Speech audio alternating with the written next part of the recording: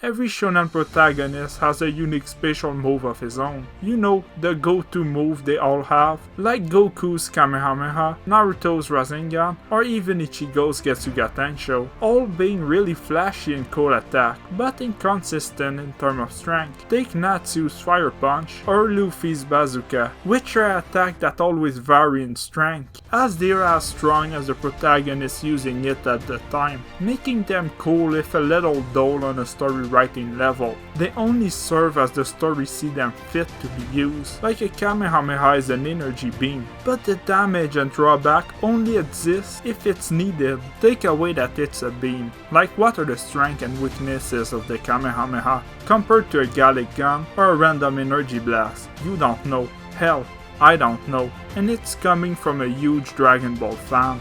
But then what does it take to make a good anime special move? Does it have to be flashy? Does it have to be useful? Well, I think yes, but there's more to it than that.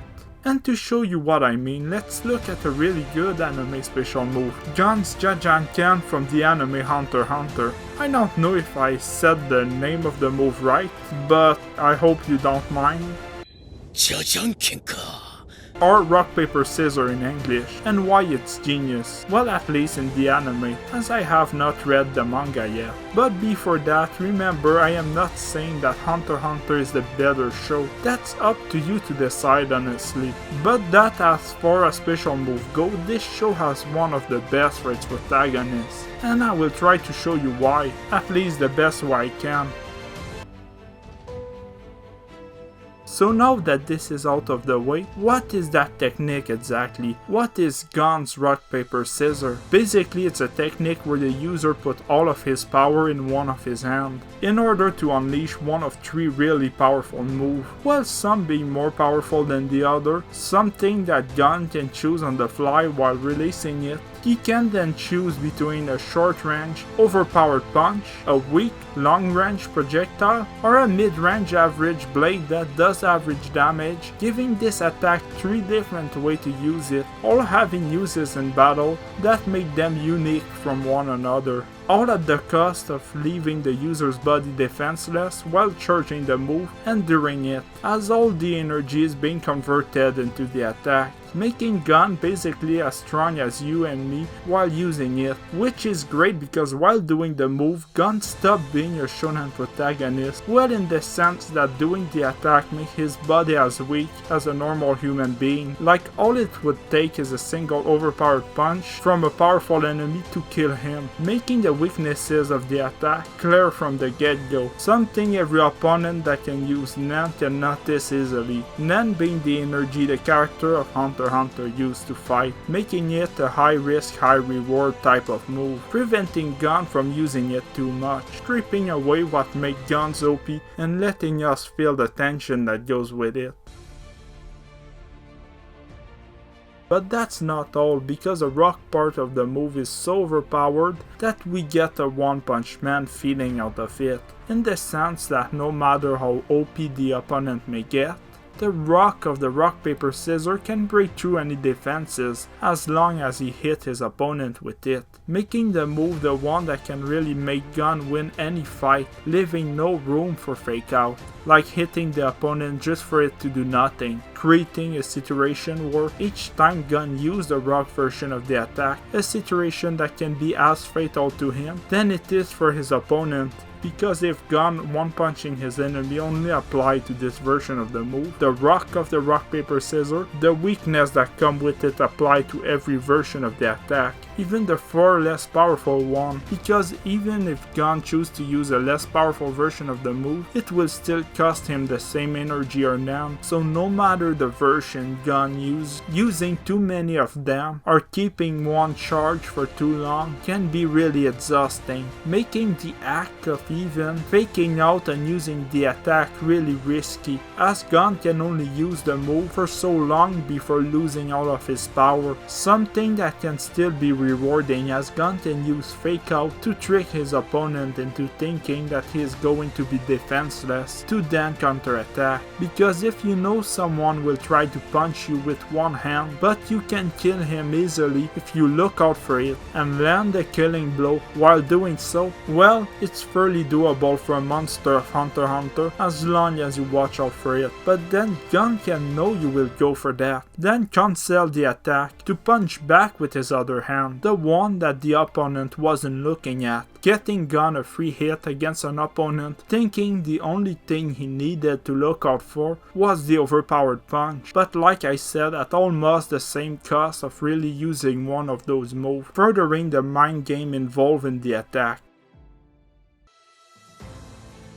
As for the other version of the attack, they're the one that take an already great move and just make it greater, as Gon can also use the paper of the rock paper scissors to throw an energy projectile at the enemy, which can be used to surprise the opponent expecting the rock version of the move by keeping their distances from Gon, giving them a false sense of security. But on the downside, it's not really that powerful, so most likely it won't really hurt his opponent, and it has the same downside as the rock version. But what the paper version lack in power, it make up in utility, because it's not only surprising to see a projectile come out of something you thought was gonna be close range, but the move itself is also pretty fast, so adding surprise to speed, it's easy to land this attack, especially on people not knowing Gon could do it. And even if it won't really hurt his opponent, the explosion can blind them long enough for Gon to get close enough for the rock version of the move to land, or at least he can try, making it a move that can be used in very clever way, or using the paper version of the move first could fool the enemy into getting closer, as they have nothing to fear from a weak projectile, especially in close range, giving Gon an easy target to hit with the rock version, the version of the move that really hurt his opponent. Now for the last version.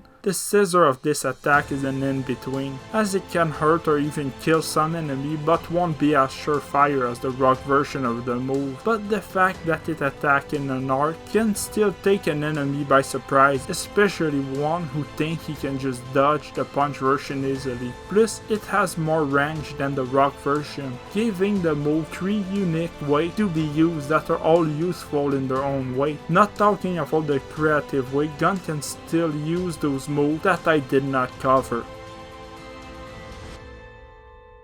Now comparing it again to a classic shonen special move like the Kamehameha in Dragon Ball, Jajanken is established as being so strong it can hurt other people Gon can't even scratch on his own, making sure it will do a lot of damage to his opponent. Adding a cool mind game as for how Gon is going to land this attack, which version he is going to use, that he cannot do it too many times, that the 2 other versions probably won't kill a powerful enemy, and that he is weak while using it. On the other hand, you have no way of knowing how strong Goku's Kamehameha is going to be, as you can't know if it's even going to be strong enough to scratch his opponent before he uses it. The same thing applies with the Getsuga Tensho. How many times did Ichigo use it just for it to do nothing to an opponent, or to be super useful and look cool depending on the situation? The thing is, it's not a useful move with strength and weaknesses, it's a move that exists just so it can look cool. Most of shonen main special moves are, but not Jajanken. Jajanken look cool, but is also useful, you know. It may not be perfect, but compared to the different type of Rasengan, which could all be the same after Rasen Shuriken, Jajanken is genius. The move is clear, has a lot of utility, and add a cool high risk, high reward option that raises the stake every time it is used, something that never happened with a Rasengan, a Kamehameha, or any move of the sort. Goku throws a Kamehameha for show, but when Gon does use his unique attack, it has meaning, it has purpose. It's everything the Kamehameha is and more. It's unique. It's not a random beam or a close range random attack. It's Gon's unique move. It's the Jajanken. Like I already said, it doesn't mean Hunter x Hunter is the better show, only that Jajanken is the better move. Well, in my opinion, I mean the move is just built with so many ways to use it, but every shonen do things differently, like Naruto do things that are better than Hunter x Hunter in my opinion. So does One Piece and Dragon Ball too. Doing something better doesn't mean the show is better than the other in every aspect. And it's cool, nothing is perfect, so it's fine if you don't like Hunter x Hunter. It's okay if you like it too, but let's give it the praise it deserves without thinking this undermines the other shonen and what they do differently. Just needed to say it, you know. In my opinion, Hunter x Hunter may not be the best show in terms of battle in a shonen, but it has a great example of how to do a special move for your main character. That makes it stand out above most of them. It's not the stand of JoJo, but as a shonen special move, it's a great example of how to do it. That I think doesn't get all the recognition it should for what it does, and that more shonen should try to do something like it while making the protagonist's unique attack in the future. So that's it, the genius of Gon's Jajanken and Hunter x Hunter. So what do you think? Is Jajanken as good as I said, or do you disagree? Well, you can tell me in the comment section below. So don't forget to subscribe and to leave a like if you like the video and want more videos like those. Thanks for watching.